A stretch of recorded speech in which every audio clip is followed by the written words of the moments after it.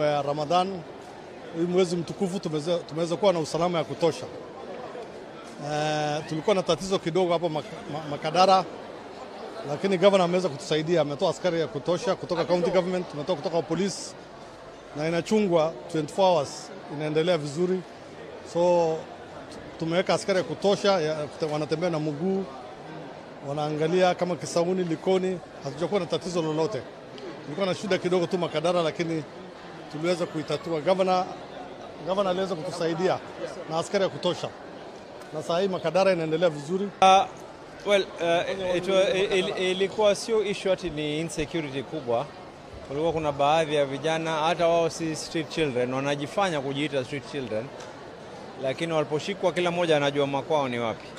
And I'm glad tulifanya operation together with the national government, security, county commissioner. Tumeweka mataa, increase patrol within Mombasa, and things ziko sawa kabisa. Yes. Hata ile barabara right now, traffic flow is pretty much okay. Well, taa ziko, watu wa maaskari wa county, maaskari wa national government wako. Kwa hivyo watu waendelee tu. Mwenye kwenda na kufanya ibada aendelee, mwenye kwenda kutaka kwenda madukani aendelee.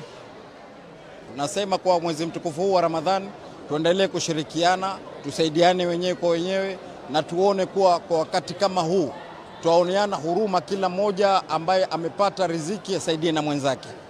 Anayejiona anajikimu aone jirani yake na yeye anaweza kumsaidia.